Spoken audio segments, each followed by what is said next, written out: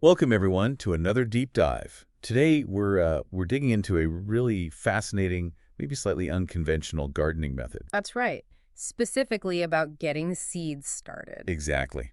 Our source is Notes on Gardening, Part 582. Start Your Seeds Without Seedling Tray, which just came out July 2nd, 2025. And this deep dive, it's really about, questioning some standard garden practices. Might reveal a surprisingly neat shortcut. It really might. Right, so let's get into it. We've all had this problem, haven't we?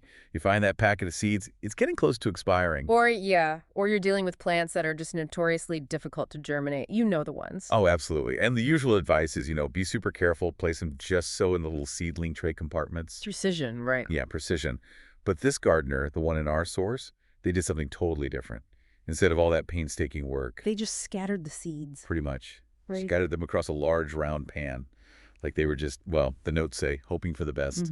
Which sounds almost careless, doesn't it? But that's where the key insight is, I think. How so? Well, this casual approach, it kind of challenges that whole idea that absolute control is always the best way in gardening. Okay. And what's amazing are the results. Like, immediately, dormant Celosia seeds, even ones mixed in with old, repurposed soil, Yeah. they sprouted prolifically. That's the word used, not just a few, like everywhere. Wow. Okay, prolific Celosia. And right after that, sweet basil started popping up.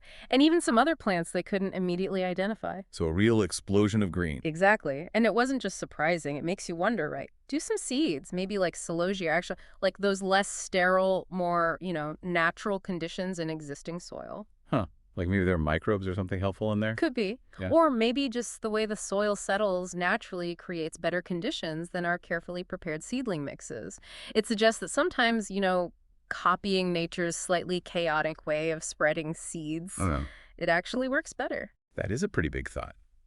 So, okay, if you're not putting them in neat little rows, how do you even know what's what later?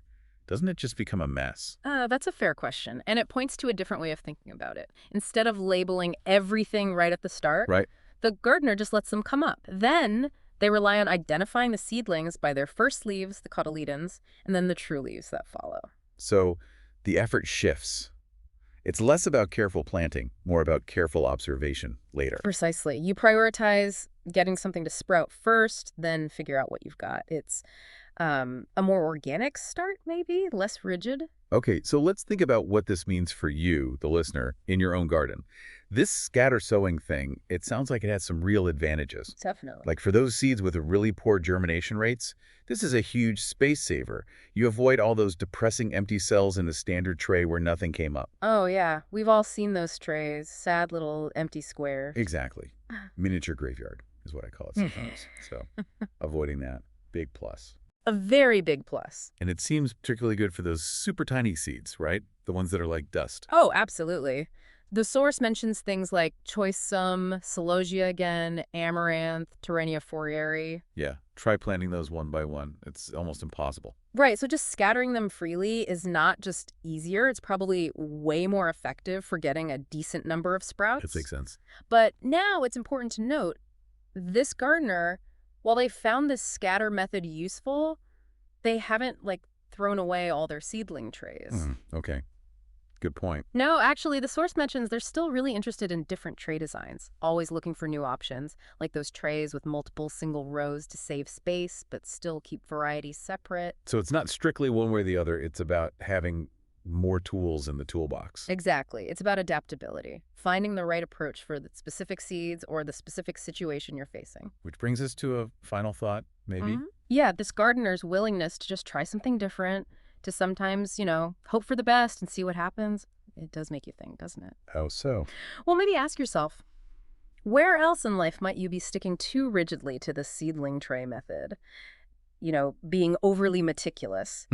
What conventional ways of doing things might actually benefit from a little bit of this scatter sowing idea, a less controlled, maybe more organic exploration? Letting things sprout naturally, so to speak. Exactly. Sometimes giving up that need for perfect control can lead to some really surprising, maybe even prolific results. Something to think about.